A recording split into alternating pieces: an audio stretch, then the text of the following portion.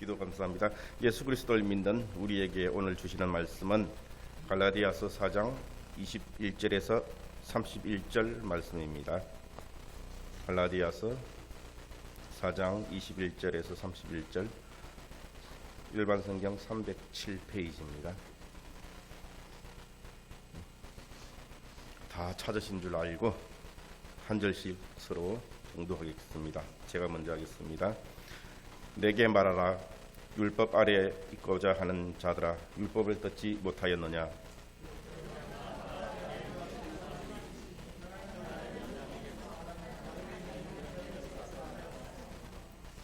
여종에게서는 육체를 따라 낳고 자유 있는 여자에게서는 약속으로 말미암았느니라.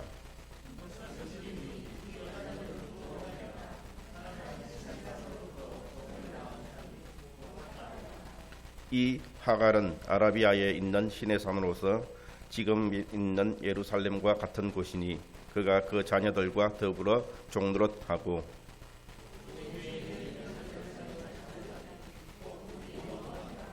기록된 바 잉태하지 못한 자여 즐거워하라. 산고를 모르는 자여 소리질러 외치라. 이는 홀로 사는 자의 자녀가 남편 있는 자의 자녀보다 많음이라 하였으니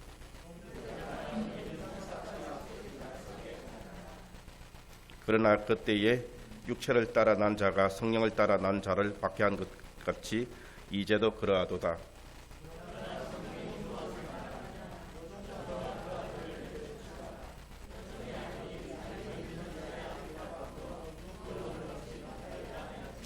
다 같이 봉독하겠습니다. 그런즉 형제들아, 우리는 여종의 자녀가 아니요 자유 있는 여자의 자녀니라. 아멘. 너희는 자유한 약속의 자녀라는 제목으로 차명근 목사님께서 말씀을 전해주시겠습니다. 오늘 바울이 21절에 이렇게 시작하고 있습니다. 본문에 보면 어떻게 시작하고 있냐? 내게 말하라. 율법 아래에 있고자 하는 자들아. 율법 아래에 있고, 갈라디아 성도들에게 하고 있는 말입니다. 율법 아래에 있는 성도들. 갈라디아는 상당히 이제 은혜 복음을 받고 부흥을 시작했던 교회였어요. 그런데 오늘 바울이 율법 아래에 있고자 하는 자들, 율법을 듣지 못하였느냐, 이렇게 이야기하고 있습니다. 그것은 갈라디아 교회가 이제 율법 아래로 다시 돌아가려 하고 있는 그러한 상태에 있었다는 것입니다. 그들은 바울의 은혜의 복음을 듣고 구원을 얻었습니다. 그런데 얼마 지나지 않아서 누가 들어왔냐? 유대인들이 들어왔어요. 갈라디아 교회에. 그리고 무엇을 가르쳤냐 하면 율법에 대해서 배워야 한다. 예수 플러스, 예수 좋다. 그렇지만 예수 플러스 무엇이 되어야 된다. 율법을 지켜야 된다. 이것을 가르쳤던 것입니다. 바울이 이 소식을 듣고 이 편지를 쓴 겁니다. 그러나 율법이 아닌 오직 예수님만이 구원이 되십니다. 예수님 더하기 어떤 것이 되어서는 안 됩니다. 그것은 바울의 말로는 다른 복음이다. 예수 플러스 알파는 다른 복음입니다. 영혼을 감옥에 거두고 종과 노예로 끌고 가는 다른 복음입니다. 오직 예수 그리스도입니다. 그러나 바울이 이러한 소식을 들었을 때 복음은 갈라디아 교회에서 무엇 되고 있었다? 타협이 되고 있었던 것이다. 율법 좋고 은혜도 좋다. 양다리를 걸치고 있었던 것이죠. 성경에서는 율법과 은혜의 양다리를 걸치고 있는 것, 이것을 영적 간음으로 표현하고 있습니다. 그리고 간음에 대한 여러 가지 이야기도 복음은 본질적으로 이 이야기를 하려고 하는, 은혜와 율법을 왔다 갔다 하는 그러한 상태를 하나님은 영적 간음의 상태다.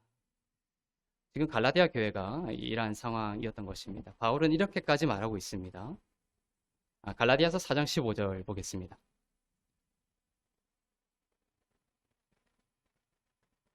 시작. 너희의 복이 지금 어디 있느냐? 내가 너희에게 증언하노니 너희가 할 수만 있었더라면 너희의 눈이라도 빼어 나에게 주었으리라. 그렇죠? 너희의 눈이라도 빼어. 얼마나 바울의 이 복음을 듣고 갈라디아 교회 성도들이 얼마나 좋아했는지 모르죠. 처음에 눈이라도 빼어서 줄 정도로 감사하고 기뻐했었죠. 바울에게. 15절에 보면 너희의 복이 지금 어디 있느냐 이렇게 묻고 있어요. 복이 사라졌다는 것이죠. 순전한 은혜의 복음에서 멀어졌기 때문에 그렇습니다. 은혜의 복음 안에서 구원을 얻고 참된 생명을 누렸던 갈라디아 성도들. 그들이 얼마나 바울을 통해 전해주신 은혜 복음이 귀한지를 알았기 때문에 바울에게 자신들의 눈이라도 빼어주었을 것이라고 회고하고 있습니다. 그런데 그들이 변하고 있었습니다. 복음을 타협하고 있었습니다. 다시 율법으로 돌아가고 있었습니다. 그러자 그들 가운데 정죄가 들어오고 분노가 들어오고 두려움이 들어오고 있었던 것이죠. 갈라디아서 1장 6절을 보겠습니다. 시작. 그리스도의 은혜로 너희를 부르신 이를 이같이 속히 떠나 다른 복음을 따르는 것을 내가 이상하게 여기노라. 얼마나 빨리 은혜 복음에서 떠났는지 속히라는 표현을 쓰고 있습니다. 그처럼 율법의 힘은 우리를 그렇게 왜냐하면 우리의 육체 자체가 율법 지향적이기 때문에 그래서 날마다 은혜 복음을 우리가 듣고 또 듣고 견고한 이 진리 위에 서 있지 아니하면 곧장 우리의 육체는 6,000년 동안 길들여진 자기중심성, 인본주의, 그다음에 율법 지킴으로 속히 돌아가게 돼 있습니다. 자신을 신뢰하지 않기를 바랍니다. 듣고 또 듣는 예배자가 될 수 있기를 바랍니다. 유대 교사들이 와서 은혜도 좋지만 율법도 지켜야 한다라고 가르쳤고 사람들은 다른 복음으로 흘러갔던 것입니다. 그것을 바울은 거짓 복음이다라고 말하고 있습니다. 그런데 그 거짓 복음의 폐해는 뭐냐면 그 거짓 복음이 그들을 저주 아래에 두게 되었다는 것입니다. 예수 믿으면 저주에서 떠난 것입니다. 하지만 예수 믿고 나서도 다시 율법으로 돌아가게 되면 마치 그러니까 전쟁이 끝났지만 자기가 전쟁이 끝나지 않았다고 생각하는 것과 마찬가지죠. 늘 긴장 상태에 있고 두려워하고 총구를 겨누고 뭔가를 향해서 벌벌 떨고 있는 전쟁이 끝났는데도 불구하고 그러니까 저주가 끝났음에도 불구하고 다시 율법으로 돌아가면 그들의 상태가 저주와 같은 그러한 영적인 불이익을 누리게 된다는 것이에요. 오해하지 말아야 될 것은 율법은 좋고 선합니다. 그러나 너무 좋다라는 것이 문제예요. 인간이 그 율법을 지킬 수 없다는 것이 문제입니다. 우리는 율법은 좋지만 우리는 율법 아래에 더 이상 있지 않습니다. 율법도 우리가 살아날 하나의 길일 수 있지만 은혜도 길이고 율법도 길이 두 가지 중에 하나밖에 없어요. 그런데 이 율법의 길을 택하면 딜레마에 빠지게 됩니다. 여러분들 율법을 생명의 길로 선택하는 순간 율법이 여러분에게 요구하는 것은 뭐냐면 대충 살면 안 된다는 거예요. 그것을 대충 지키면 안 된다는 것입니다. 그 율법을 모두 완벽하게 항상 모두 이 두 가지를 필요로 합니다. 율법은 그래서 항상 율법 아래로 들어가는 것은 항상 우리에게 저주를 선고하는 거예요. 예외가 없습니다. 강철 같습니다. 굽히지 않습니다. 아무도 그렇게 살 수가 없습니다. 여러분이 오늘 저녁에 하나님이 부르신다면 여러분이 하나님, 저는 율법을 지키는데 최선을 다하는 삶을 살았습니다. 그런 마음이라면 주님이 원하시는 마음이 아닙니다. 율법은 최선이 아닌 무엇을 요구한다? 완벽을 요구한다. 완벽해야 생명을 준다라고 말하기 때문에 그렇습니다. 그래서 구약 율법에 보면 나병 환자, 저번에 설교했죠? 나병 환자의 나음에 대한 계명은 있죠. 계명도 있고 그런 조문들이 있습니다. 그렇지만 실제로 이스라엘 백성 중에 실제로 나음받은 그 나병에서 나음받은 사람은 한 명도 없었던 이유가 바로 그게요. 율법은 우리를 치료하고 회복하고 생명을 주기에 무익한 것이기 때문에 그렇습니다. 예수님이 오셔서 그 나병 환자를 믿음으로 고치셨죠. 여러분이 하나님 앞에 섰을 때에 오늘 밤에 만약에 서게 된다면 저는 율법으로는 불가능한 자격 없는 자이지만 예수 그리스도를 믿음으로 하나님의 자녀가 되었습니다. 내가 이 천국에 들어갈 수 있는 것은 나 때문이 아니라 오직 예수님의 십자가의 공로 때문입니다. 그 믿음으로 천국에 들어가는 것입니다. 그 비유에도 있죠. 천국 잔치에 초청하죠. 예복을 보냅니다. 이 예복은 자기가 준비하는 것이 아니에요. 이 잔치를 준비하는 자가 각 사람에게 보냅니다. 그 예복, 그 사람이 어떠한지를 보는 것이 아니라 그 예복을 입은 자는 잔치로 들어오는 거예요. 이것이 천국입니다. 그 사람이 어떠한 것이 아니라 그 사람이 누구를 의지하는가? Christ, in Christ. 예수 안에 있다는 이 믿음으로 천국에 들어가는 것입니다. 그러한 믿음이라면 오늘 밤에 주님이 오셔도 여러분의 영혼은 안전할 줄로 믿습니다. 율법과 믿음이 반대입니다. 율법과 믿음이 반대입니다. 율법은 믿음으로 말미암는 게 아닙니다. 갈라디아서 3장 12절이 분명하게 말하고 있습니다. 시작. 율법은 믿음에서 난 것이 아니니 율법을 행하는 자는 그 가운데서 살리라 하였느니라. 네. 율법은 뭐가 아니다? 믿음이 아니다. 믿음은 은혜고 은혜는 믿음입니다. 율법은 믿음에 속한 것이 아닙니다. 인간의 행위와 노력과 인간의 힘에 달려있는 것이죠. 그렇지만 너희가 율법을 행하는 자는 그 가운데서 살리라. 이 말이 무슨 말이에요? 이 말은 뭐냐면 율법을 행하는 자는 그 가운데서 살리라 말하면 율법을 여러분들이 지키면 산다 이 말이 아니라 이 말의 뜻은 너희들이 율법 아래에 정말 율법을 통해서 살고자 한다면 모든 율법을 완벽하게 지켜야 하고 만일 그렇게 할 수 있다면 살 수 있다. 그러나 너희는 결코 그럴 수 없다. 그러니 믿음으로 돌아오라라는 역설적인 표현입니다. 율법 아래에 위치를 두는 순간 성경은 저주 아래로 들어가는 것이다 라고 말합니다. 죄를 짓는 자가 저주 아래 있다. 이런 말이 신약에는 없습니다. 죄를 짓는 자는 저주 아래 있다라고 예수님은 절대 표현하지 않습니다. 우리들의 일반적인 생각이죠. 죄를 지으면 저주 아래 있다 이렇게 생각하지만 아닙니다. 바울은 예수님은 어떻게 표현하셨냐? 율법 아래로 들어가는 자가 저주 아래. 우리가 비록 죄 가운데 있고 넘어지고 연약할지라도 우리는 이제 은혜 아래에 있기 때문에 저주에서 멀어진 자예요. 하지만 율법 아래에 있기를 결정하는 순간 저주 아래로 들어가는 것이다. 그리고 갈라디아 3장은 뭐라 얘기하면 율법 행위를 지키지 않는 자는 저주 아래에 있다 이게 아니라 율법 행위에 속한 자는 그러니까 뭔가를 하지도 않았지만 마음으로 율법 행위로 내가 속하겠다. 율법 행위로 살아가겠다. 이렇게 마음을 먹는 순간 그 사람의 위치가 뭐다? 저주 아래에 있는 것이다. 이렇게 갈라디아서 3장 10절에서 말을 하고 있는 것이죠. 그 율법으로 하나님을 기쁘게 하고 기쁘시게 해드리려고 하고 그 율법으로 축복을 받고 의를 얻으려고 한다면 저주 아래로 들어가는 것입니다. 믿음으로 말미암아 우리는 의롭게 됨을 믿으시길 바랍니다. 율법으로가 아닙니다. 제가 믿음의 의, 은혜 복음의 핵심은 믿음의 의, 믿음으로 말미암는 의. 어떠한 연약한 순간, 어떠한 공격과 절망의 순간에도 믿음으로 말미암아 내가 하나님의 의가 되었음을 선포하시길 바랍니다. 이것이 은혜 복음의 핵심입니다.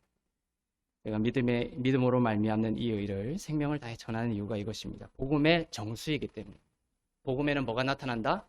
하나님의 의가 나타나. 복음에는 사람의 죄가 나타나 이르지 않죠. 로마서. 복음에는 복음의 정수는 뭐다? 모든 인간의 죄를 덮고 우리를 하나님의 자녀 만드시는 하나님의 의가 나타난다. 그래서 복음을 듣고 내가 하나님의 의를 입은 자구나 이러한 영적인 자각과 각성과 깨어남으로 돌아가야 그 복음을 복음을 먹고 간 거예요. 설교 다 들었는데 나갈 때 내가 그냥 죄 속에 그냥 뼛속까지 죄인이구나 여기에 그친다면 복음을 들은 게 아니에요. 반쪽짜리. 복음에는 하나님의 의가 나타나요. 뼛속까지. 지금 나의 머릿속에 이 모든 어두운 생각만을 보더라도 나는 죄인에 불과하지만 예수께서 나를 대속하심으로 말미암아 내가 하나님의 의가 되었습니다. 이렇게 일어서는 영으로 아들의 영으로 돌아갈 때 여러분 복음을 먹고 돌아가는 것이죠.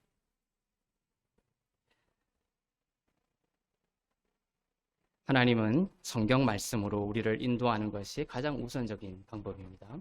하나님은 이제 우리를 어떻게 인도하시냐? 신약 성경 말씀으로 인도하시는 것이 본질입니다. 다른 것으로 인도하시는 게 아니냐? 그건 아닙니다. 하지만 이제는 본질적으로 성경 말씀을 통해 여러분들이 꿈을 꾸고 이제 꿈속에서 뭔가를 대단한 예수님의 꿈을 꾸더라도 믿지 마세요. 꿈에 천사가 나타나가지고 뭘 얘기해도 믿지 마세요. 여러분의 모든 행위와 믿음의 기초는 뭐다? 말씀에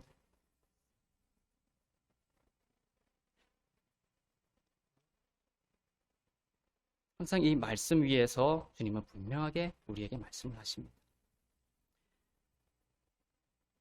우리가 성경 말씀으로 인도함을 받지만 그렇지만 이 성령이 없이는 우리는 성경 말씀을 가지고도 잘못 갈 수 있습니다. 성경이 우선적인 하나님이 인도하시지만 성령의 기름 부음이 없으면 우리가 성경 말씀을 막 읽는다고 하더라도 잘못 갈 수 있다.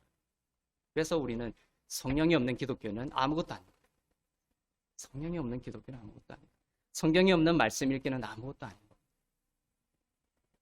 구약은 숨겨진 신약이고 신약은 드러난 구약입니다. 저는 율법을 가르칠 때 저도 구약 얘기 많이 하죠. 하지만 이 구약의 율법을 가르칠 때 뭘 가르치냐면 율법으로부터 예수 그리스도를 끌어냅니다. 율법의 마침이 되신 예수 그리스도를 드러내고 예수 그리스도를 인해서 온 하나님의 의를 가르칩니다. 이것이 우리가 성경 읽기에 바른 방법입니다. 로마서 10장 4절을 보겠습니다. 시작. 그리스도는 모든 믿는 자들에게 의를 이루기 위하여 율법의 마침이 되시니라. 그렇죠? 근데 구약의 율법들을 여러분들이 읽을 때 어떤 느낌이 들어요? 여러분들이 그 율법을 자꾸만 맞춰야 된다고 생각하죠. 내가 이 율법 지켜야지. 이 율법 내가 못 지켰네. 그 틀에서 벗어나지를 못하는 거예요. 예수 그리스도로 가지를 못하는 거예요. 그것이 저주이고 지옥입니다. 우리가 마라의 쓴물에 대한 지난 화요일 큐티에 보면 마라의 쓴물에도 보면 그 마라의 쓴물을 그 예수 그리스도의 십자가를 상징하는 나무를 던짐으로 단물이 되죠. 그리고 뭐가 있냐면은 계명을 다 지켜야 된다는 구절이 나옵니다. 근데 백성들이 뭐라고 얘기하면 내가 이 계명 다 지키겠습니다. 이렇게 말을 안 해요. 그 말이 삭제가 돼 있는 거예요. 백성들이 그 말을 듣고 내가 모든 계명을 다 지켜서 온전히 순종하겠습니다. 내 힘을 발휘해서 보여드리겠습니다. 했다면 마라의 쓴물이 단물이 되지 않습니다. 주님은 그 말을 던지는 이유는 뭐냐면 이거 앞으로 예수께서 오셔서 마침이 되실 거예요. 너는 그것을 믿음으로 받으면 단물이 쓴물 될 거라. 그래서 마라의 쓴물의 그 모든 계명을 다 지키라는 것과 출애굽기 19장에 십계명을 받을 때 시내산에서 모든 계명을 지키라는 것이 차이가 있는 이유가 그거예요. 십계명에서는 그죠? 모든 계명을 다 지키라 했을 백성들이 콜로시엘 다베르 나우셋 내가 이 모든 계명을 다 지키겠습니다. All you say I will do. 딱 얘기하는 거예요. 다 지키겠습니다. 그랬더니 뭡니까? 3,000명이 죽어나가겠어요. 그때부터는 계속 죽음의 재앙이 이스라엘 백성 찾아왔다. 하지만 마라의 쓴물에서는 뭡니까? 그 계명이 탁 주어졌을 때 백성들이 뭡니까? 그냥 받아들입니다. 그것이 내 안에 예수 그리스도를 통해서 탁 이루어졌구나. 딱 받아들이고 안식하면 뭡니까? 쓴물이 단물이 되는 것입니다. 생명이 찾아옵니다. 그래서 이러한 구약을 볼 때 우리 여러분들은 항상 마음속에 율법의 마침이 되신 예수 그리스도를 향해서 가야 돼요. 이것도 지키고 저것도 지켜야지가 아니라 이것도 지키지 못하고 저것도 지키지 못하는 참혹한 나를 위해서 예수께서 십자가의 희생제사로 율법의 마침이 되셨구나. 할렐루야. 내가 믿음으로 의롭게 되었구나.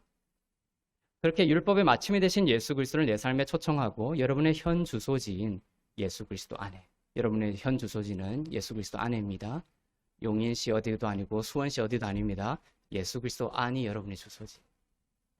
시온산입니다. 그것이 시온산이에요.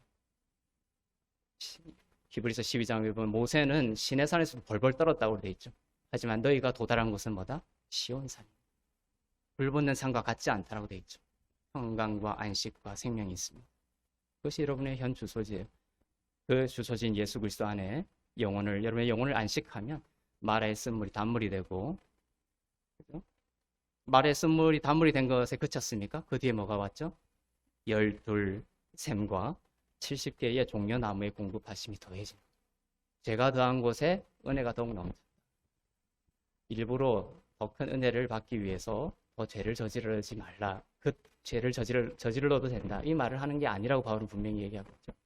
하지만 우리가 어떠한 죄 가운데 있더라도 계명이 탁 주어졌을 때 그걸 지키지 못하는 나의 현실에 죄가 폭로될더라도 예수의 이름으로 내가 은혜 가운데 있고 하나님의 의가 되었습니다를 고백하면, 은혜 아래 있음을 고백하면 쓴물이 단물되는 것을 넘어서서 제가 담은 은혜가 더욱 넘치게 되는, 그죠? 물이 바뀌는 것을 넘어서서 샘이 12개가 생기고 종려나무 70그루의 풍성한 은혜가 더해지는 것입니다. 이처럼 은혜 가운데 여러분들이 거하시길 바랍니다. 율법을 파괴시킨 것이 아니죠. 예수님은 완성하심으로 마치십니다. 완성하심. 이 고백 안에 머무르면 성령께서 여러분을 하나님의 자녀로 증언하십니다. 증언하시면서 아주 사소한 것까지 인도하시며 완성해 가시는 것을 알게 될 것입니다. 율법의 마침이 되셨다. 계명이 타자화되어 있었죠. 구약은 계명이 여러분 밖에 있어요. 그러니까 율법이 대상이 돼 있고 내가 그 계명을 타자화된 율법을 지켜가는 구도로 돼 있어요. 율법은 절대로 안으로 들어올 수 없는 구조, 구약은. 하지만 신약은 성령이 오셔서 그 율법을 내 마음에 심어버렸다.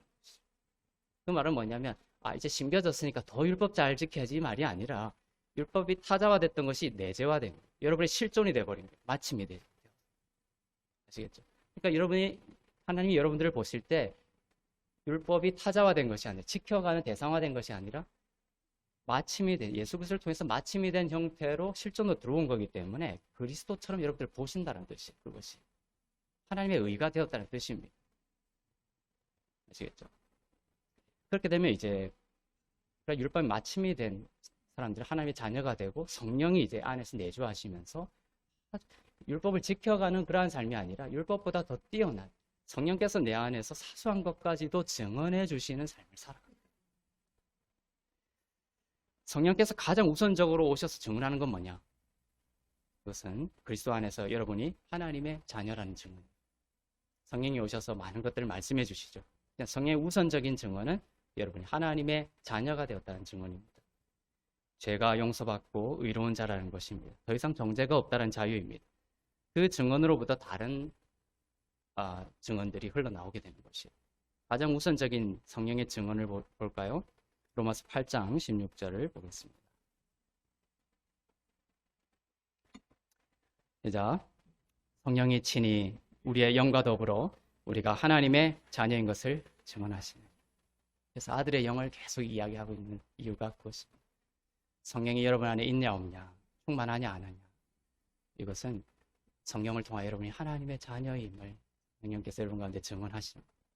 여러분의 영이 하나님의 아들이라는, 자녀라는, 하나님의 딸이라는 이러한 영으로 충만할 때 성령은 기뻐하시고 일하시기 시작한다는 것입니다. 세상의 상속자로 살아갈 수 있게 인도하신다는 것이죠. 성령은 여러분이 아주 사소한 일을 할 때에도 영혼 속에서 증언하십니다. 큰 것만 증언하시는 것이 아닙니다. 성령 가운데 우리는 늘 빨간불이다가 성령을 의지하며 파란불을 잠깐씩 경험하는 게 아니에요. 여러분이 하나님의 자녀가 되면 성령이 여러분 가운데 오시고 늘 파란불이 상태. 그렇죠? 여러분들이 뭔가를 잘못 갔을 때, 뭔가 어떤 나쁜 말을 했거나 했을 때에 이제 빨간불의 상태를 느끼는 거예요. 성령께서 너가 좋지 못한 지금 상황 가운데 있다. 증언해 주시는 거예요. 성령에 민감한 그런 사람이 되는 것이죠. 성령의 음성을 듣는 사람이 됩니다. 그래서 늘 우리는 평강, 성령, 진리, 의의 진리 위에서 서 있으면서 평강을 경험합니다. 완벽한 평강은 우리가 이 땅을 살기 때문에 완벽한 평강은 아니지만 하나님이 우리에게 은혜로 주시는 놀라운 세상과 다른 평강을 주십니다. 하지만 우리가 하나님 원하지 않는 길로 갔을 때 내 안에 빨간불이 켜진 그것을 이제 보지 못하거나 그냥 봐서도 무시하는 사람들이 있죠. 하지만 여러분들은 그것을 볼 수 있을 뿐만 아니라 또 민감하게 하나님이 기뻐하시는 길에 응답할 수 있는 여러분 되시기 바랍니다. 그것은 좋지 못하거나 그것은 선하거나 그 말은 좋지 못하거나 진리 안에서 자유함을 얻고 마음속에 정죄가 벗겨진 자들 가운데 주시는 선하신 음성이고 인도하심입니다. 그래서 정죄함에서 벗어난 것이 중요해요. 하나님의 의가 되었다는 것이 중요합니다. 이것이 여러분 가운데 이 파란불 상태를 유지시켜 주는 거거든요. 만약에 여러분이 정죄함 가운데 있고 두려움 가운데 있고 자기를 자책하고 학대하는 상황 속에 있으면 늘 빨간불이 하나님의 음성 듣기에 실패하는 거예요. 늘 파란불의 상태에서 하나님의 그 움직임, 역사하심을 경험하고 따라가려면 그래서 여러분 가운데 이제는 그런 즉 예수 그리스도 안에 있는 자에게는 결코 정죄함이 없는 평강의 상태가 중요하다. 여러분의 영이 만일 분노에 쌓여 있고 정죄 가운데 있고 종의 영으로 갇힌 상태라면 여러분 안에서 들려오는 음성은 하나님의 음성이 아니라 여러분 자신의 상처의 음성일 수 있습니다. 그때는 결정을 미루어도 좋습니다. 그런 상태에서 뭔가 중요한 일을 결정하지 마시길 바랍니다. 먼저 성령 안에서 하나님의 자녀인 아들의 영을 회복하시길 바랍니다. 그럼 파란불의 상태에서 결정할 수 있으면 좋겠습니다. 그때 보이스피싱이 다 그러죠. 지금 큰일 났다고 하죠, 전화. 나의 영을 뒤집어 버려. 그때는 결정하면 안 돼요. 하나님 그런 식으로 움직이지 않습니다.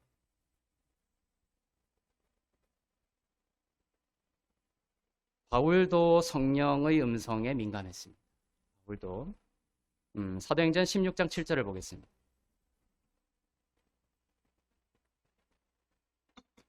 시작.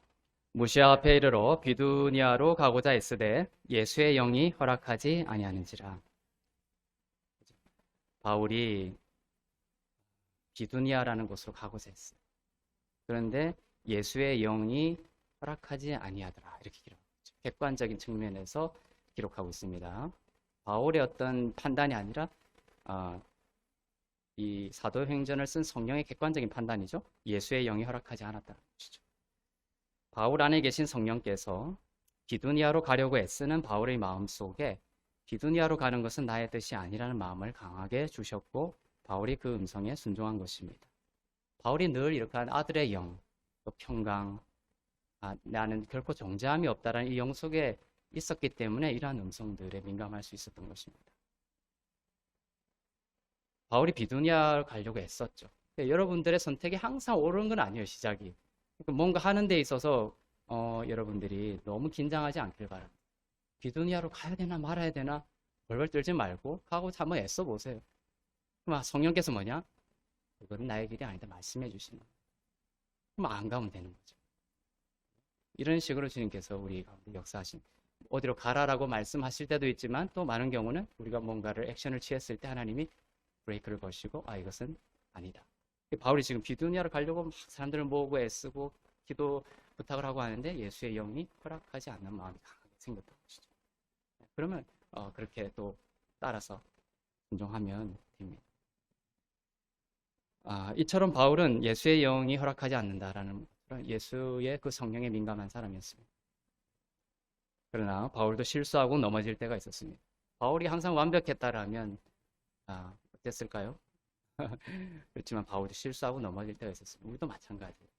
바울은 이 복음이 너무 귀해서 자기의 생명까지도 내어놓을 정도까지 갔습니다. 너무 예수님을 사랑하고 이 복음이 너무 좋아가지고 바울은 사도행전에서 내가 예수를 위해서 생명까지 바치겠다라는 그런 지경까지 갔어요. 그래서 어디로 가려고 했냐? 예루살렘으로 올라가려고 서둘렀습니다. 빨리 예루살렘으로 가서 복음을 전해. 복음을 전하러 예루살렘으로 올라가려고 했어요. 이게 좋은 일이에요, 나쁜 일이에요? 복음 전하러 그 죽음의 땅 예루살렘으로 올라가려고 하는 것이 너무 좋은 일이죠. 선교지로 가려고 하는 사람이 있습니다. 너무 좋은 일이죠. 누굴 도와주려고 합니다. 너무 좋은 일이죠. 그것은 어떤 로고스적인 측면에서는 좋은 일이에요. 하지만 레마적으로는 하나님이 허락하시지 않는 경우 아무리 좋은 일일지라도 누구를 도와주는 것도 어떤 때는 하나님이 원하지 않는 길일 수도 있고 선교지를 가는 것도 하나님이 원하지 않는 길일 수도 있고 때와 방법과 그 결정이 있어서 말이죠. 바울도 그랬습니다. 복음을 전하러 예루살렘으로 가려고 했는데 얼마나 좋은 일이에요. 그런데 다 하나님의 때와 방법과 결정이 있습니다. 바울은 이 순간, 어느 순간 바울의 열정이 하나님의 뜻을 넘어가 버려요. 그것이 우리가 잘 알고 있는 사도행전 20장 22절에서 24절입니다. 이것은 우리가 선교지에 갈 때도 흔히 외우고 너무 좋은, 그 액면 자체는 너무 좋은 말입니다. 근데 그 맥락을 우리가 이 부분이 바울이 넘어진 상태죠. 보겠습니다. 시작. 보라, 이제 나는 성령에 매여 예루살렘으로 가는데 거기서 무슨 일을 당할지 알지 못하노라.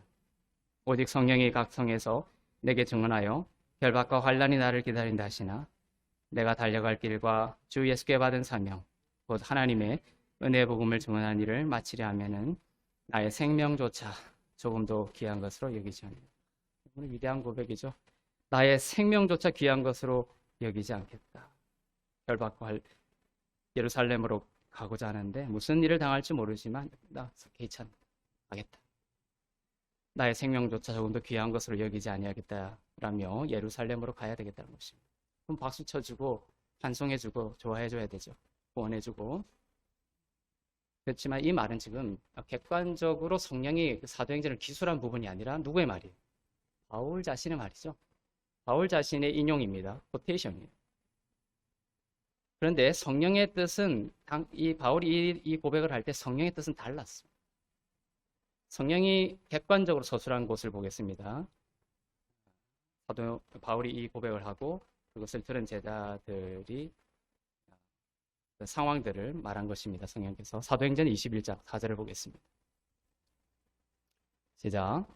제자들을 찾아 거기서 2일을 머물더니 그 제자들이 성령의 감동으로 바울더러 예루살렘에 들어가지 말라 하더라. 성령께서 제자들에게 성령의 감동으로, 이것은 큐테이션이 아니면 객관적인 성령의 기술이에요. 객관적인 기술이죠. 큐테이션이 아닙니다. 성령의 감동으로 바울더러 예루살렘에 들어가지 말게 했다. 아까 바울의 말은 바울 자신의 말이지만 지금 21장 4절은 성경을 기록하신 성령께서 객관적인 관점에서 말씀하신 것입니다. 제자들이 성령의 감동으로 바울더러 예루살렘에 들어가지 말라 하더라. 바울은 조금 급했던 것이고 성령의 음성 듣기에 실패한 시점이었습니다. 그리고 예루살렘에 들어가지 말라고 계속 권유를 했겠죠. 사도행전 21장 14절입니다. 바울도 고집이 대단해요. 한번 보겠습니다. 시작. 그가 권함을 받지 아니하므로 우리가 주의 뜻대로 이루어지이다 하고 그쳤노라. 권함을 받지 않는. 그래도 올라가겠다는 것이죠. 그리고 제자들이 그래서 그냥 주의 뜻대로 될지어다 하고 그냥 바울이 예루살렘으로 올라가는 것을 놔둔 것입니다. 이 부분만 있는 것이 아닙니다. 이어지는 구절에 보면 가이사랴 빌립보에서 한 선지자의 입술을 통해서 성령께서 다시 한번 예루살렘으로 가지 말라고 바울에게 이야기합니다. 빌립의 그 집에 있었던 일인데 바울은 그렇지만 올라가겠다고 고집하죠. 바울은 권함을 받지 않았습니다. 제자들은 할 수 없이 우리가 주의 뜻대로 이루어지이다 하고 더 이상 말하지 않았습니다. 이 일로 무슨 일이 있었냐? 바울은 환난을 겪게 됐습니다.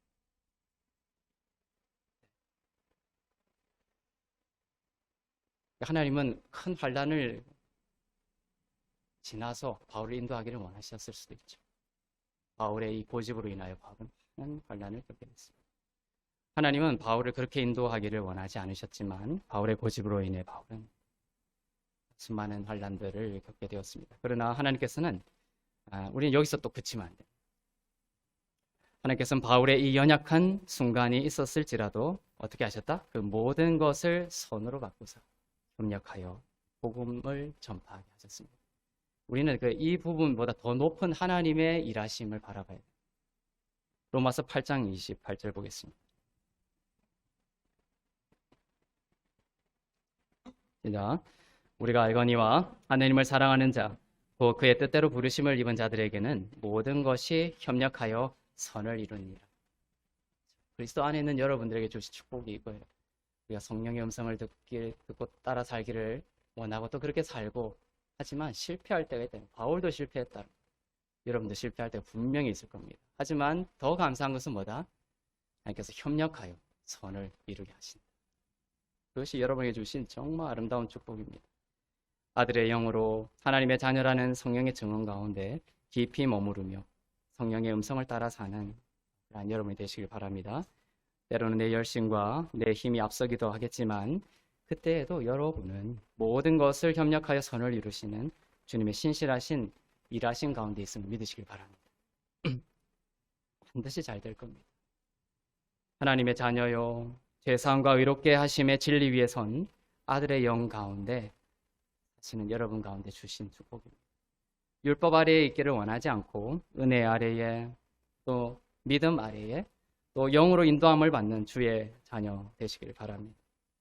그러면 저주가 아닌 부활의 능력, 부활의 생명을 경험하게 될 것입니다. 오늘 본문인 갈라디아서 4장에 보면 두 여자가 나옵니다. 두 여자. 구약의 어떤 사건, 두 여자가 나오는 사건이 사라가 나오고 하갈이 나와요. 근데 그것이 그냥 그 구약에 나오는 하나의 사건에 그치는 것이 아니라 오늘 갈라디아서에서 그것이 두 언약에 대한 이야기라는 것을 밝혀주십니다. 그래서 구약은 숨겨진 신약이라는 거예요. 구약을 읽을 때 항상 예수 그리스도를 통해서 읽어야 된다는 것이, 모든 것이 예수 그리스도에 대한 이야기입니다. 이 갈라디아서 4장에 두 여자가 나오고 두 여자에게서 각각 아들이 나옵니다. 아브라함의 아내인 사라와 아브라함의 종이었던 하갈이 나오죠. 사라와 하갈이 나옵니다. 사라는 본처였고 그다음에 하갈은 종이었습니다. 그런데 사라가 불임이었죠. 아기를 낳지 못했습니다. 그런데 이 불임인 사라에게서 누가 나냐? 약속을 따라서, 인간의 힘을 따라서가 아니라 믿음을 따라서 누가? 이삭이 태어나게 됩니다. 이삭은 믿음의 자녀였던 것이죠. 종이었던 하갈에서는 이스마엘이 태어납니다. 이스마엘, 아직 아브라함이 불임이지 않았을 때이고, 그때 하갈에게 가서 자기의 힘으로 하나님의 약속을 믿지 않고 낳았던 자녀가 이스마엘이죠. 이런 구약의 이야기를 신약에서 인용하면서 그것이 단순한 가계의 일이 아니라 그 언약에 대한 이야기이고 율법과 은혜에 대한 이야기이고 예수 그리스도의 이야기라는 것을 밝히십니다. 그러면서 예수 그리스도를 믿는 여러분은 바로 누구다? 사라에게서 태어난 이삭과 같이 약속의 자녀다라는 것을 선포하고 계세요. 부활의 생명을 누리기 위해서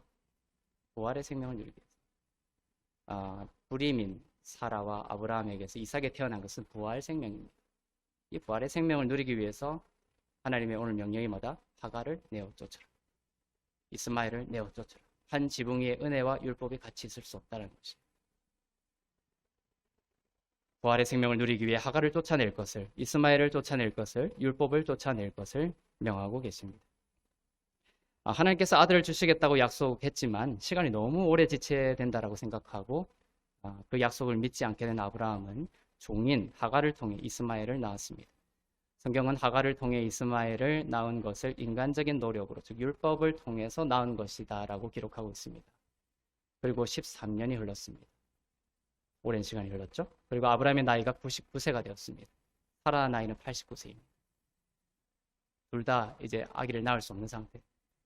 그때 하나님이 나타나셨습니다. 인간이 불가능하다고 생각할 때 하나님이 부활 생명을 주시기에 나타나셨습니다.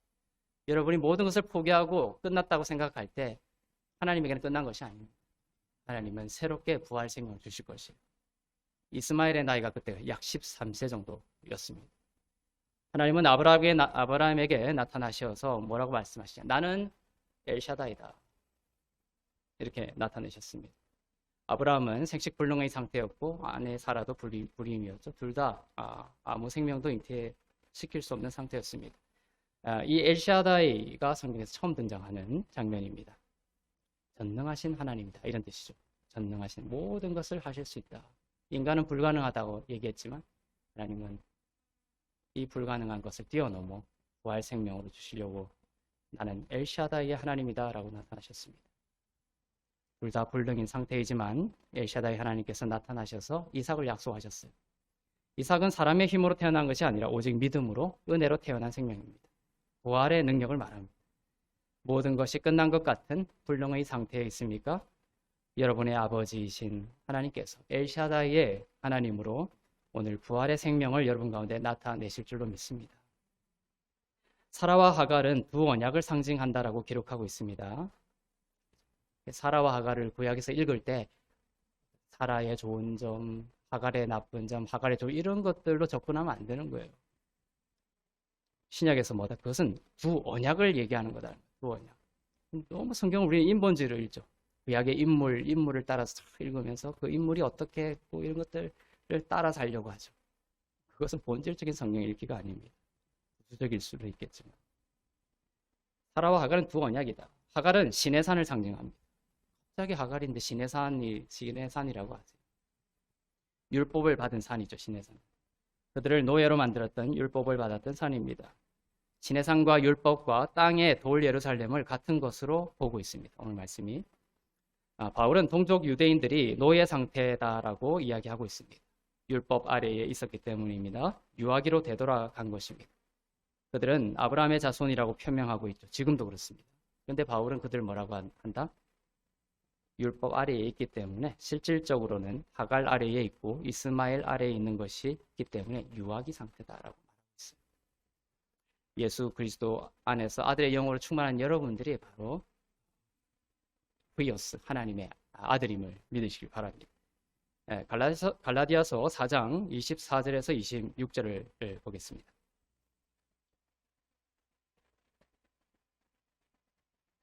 시작. 이것은 비유니 이 여자들은 두 언약이라. 하나는 신의 산으로부터 종을 낳은 자니 곧 하갈이라. 이 하갈은 아라비아에 있는 신의 산으로서 지금 있는 예루살렘과 같은 곳이니 그가 그 자녀들과 더불어 종노릇하고 오직 위에 있는 예루살렘은 자유자님 곧 우리 어머니라. 그 언약을 이야기하고 있죠. 하갈과 그 아들이 상징하는 구약은 율법이고 모든 것이 인간의 자격에 기초한 언약입니다. 그 언약이 차이가 뭐냐? 첫째 언약, 율법의 언약. 두 번째는 살아는 은혜의 언약. 율법의 언약은 뭐냐면 모든 것이 인간의 어떠함에 기초해. 축복과 저주가 인간에 기초하고 있는 것입니다. 사람이 잘하면 복을 받고 사람이 잘 못하면 순종하지 않으면 저주를 받는 것이 사람이 어떠함에 달려있는 것이 이 구약의 저주이죠. 사라와 그 아들 이삭은 신약이고 은혜이고 모든 것이 누구에게 기초해 있습니까? 예수 그리스도에 기초하고. 여러분이 아무리 넘어지고 죄 가운데 있고 또 부족한 가운데 있을지라도 여러분 은혜 아래 있다는 말은 뭐냐면 예수님께 누구를 내놓으면 예수 그리스도를 내어놓으면 예수 그리스도의 순종을 여러분의 순종으로 받아주신다. 모든 것이 주님께 달려있는 것입니다. 그것이 은혜의 언약입니다. 하나님의 축복이 그리스도를 기초로 이루어지는 언약입니다.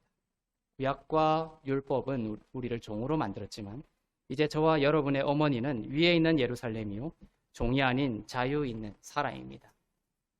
우리 은혜가 바로 우리의 참된 어머니입니다.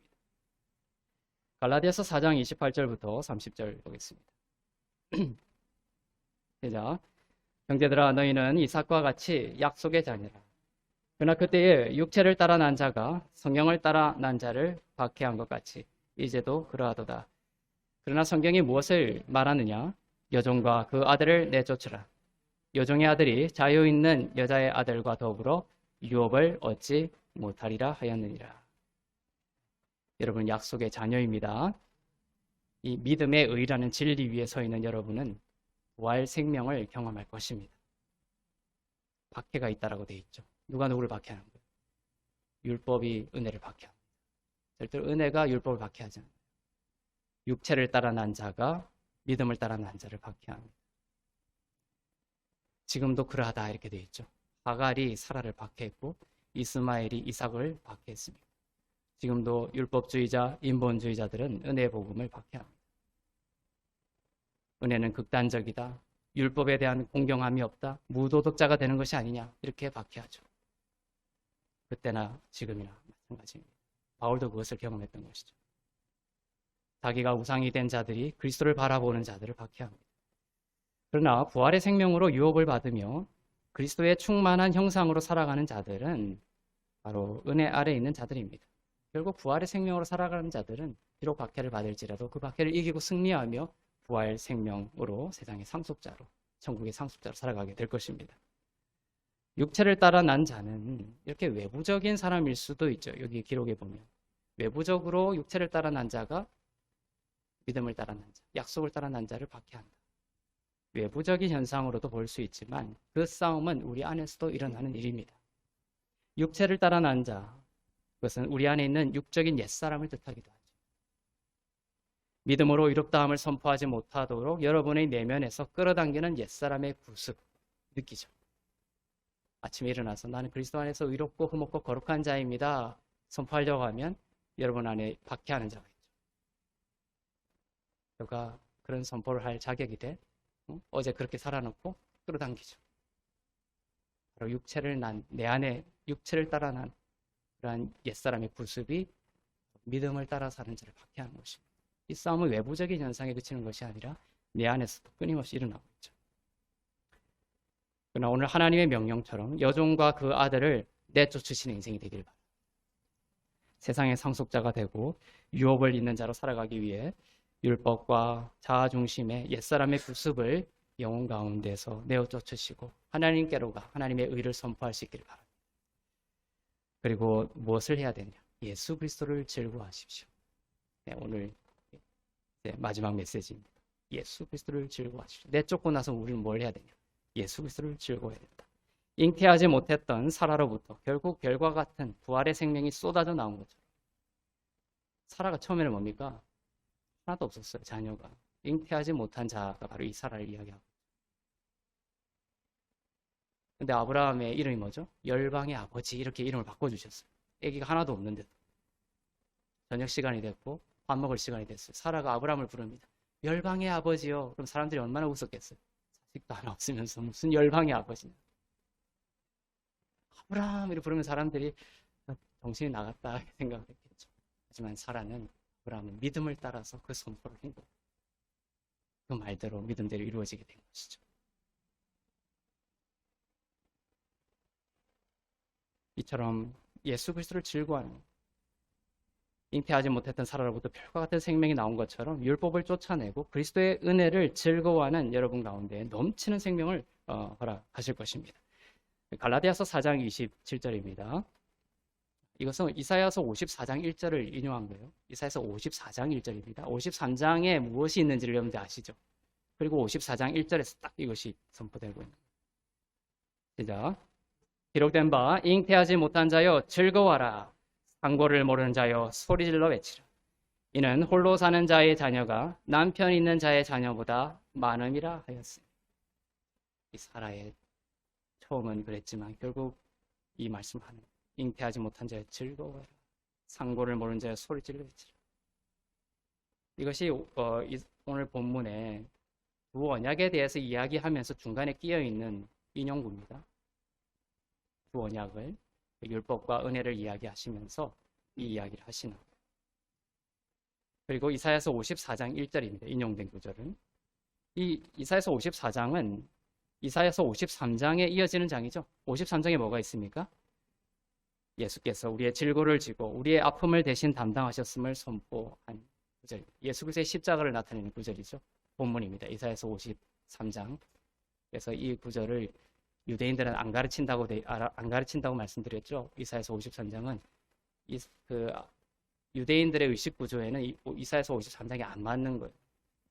유대인의 이스라엘을 해방시킬 민속적 메시아로 올 메시아가 채찍에 맞음으로 징계를 당함으로 우리의 질고를 지는 이 구절이 안 맞는 거예요.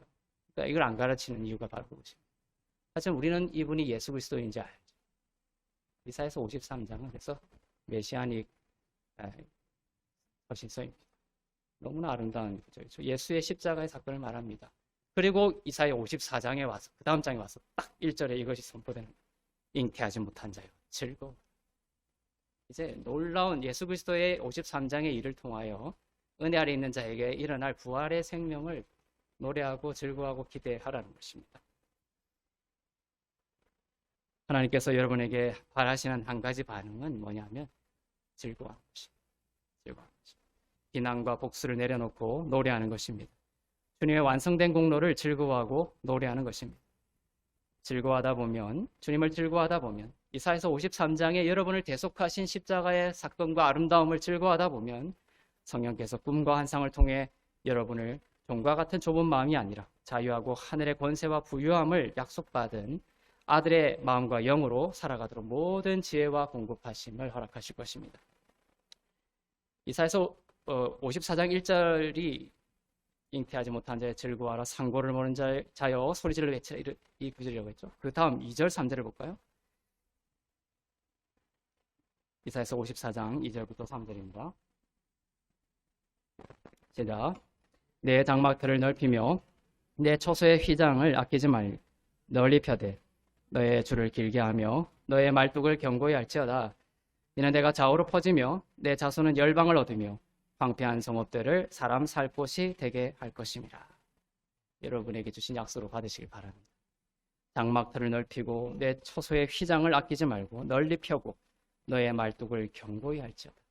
내가 좌우로 퍼지며 열방을 얻고 황폐한 성읍들을 사람 살 곳이 되게 할 것이다. 이 약속이 바로 여러분의 것입니다.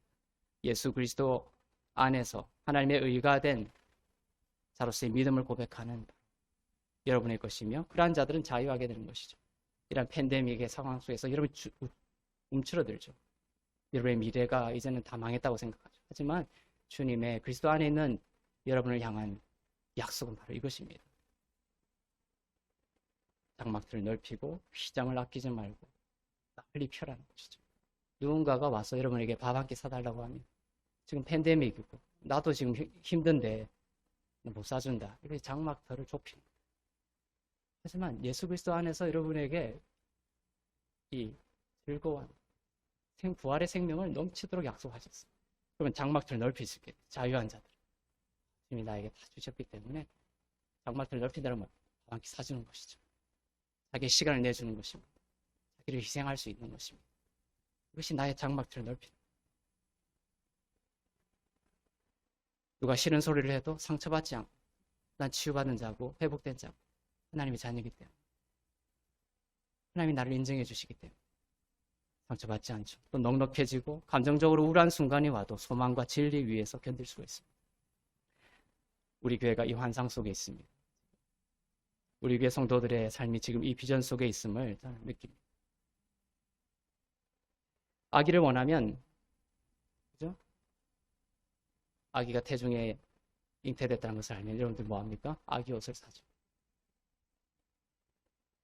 기적을 준비하시길 바랍니다. 성장을 준비하시길 바랍니다. 마음에 하나님의 나라를 품으시고 그리스도를 즐거워하는 약속의 자녀 되시기를 주님 이름으로 축원합니다. 기도하겠습니다.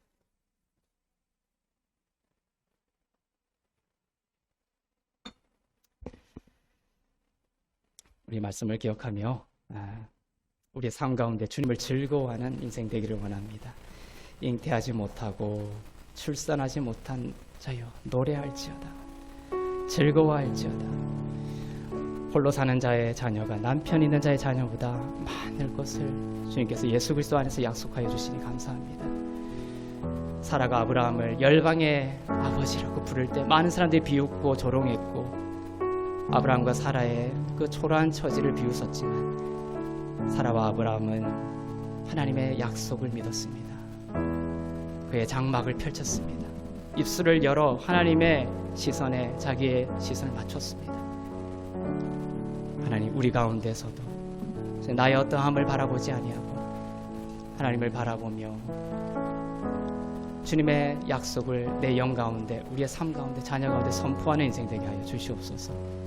나의 장막을 좁히는 것이 아니라 넓게 펴게 하여 주시고 자유한 자가 되게 하시고 나에게 모든 것을 주신 세상의 상속자로서 모든 것을 주신 하나님의 위대하고 높으신 분이 나의 아버지임을 믿고 나의 장막틀을 넓히는 기적을 준비하는 성장을 준비하는 인생 되게 하여 주시옵소서. 함께 기도하며 나가시겠습니다.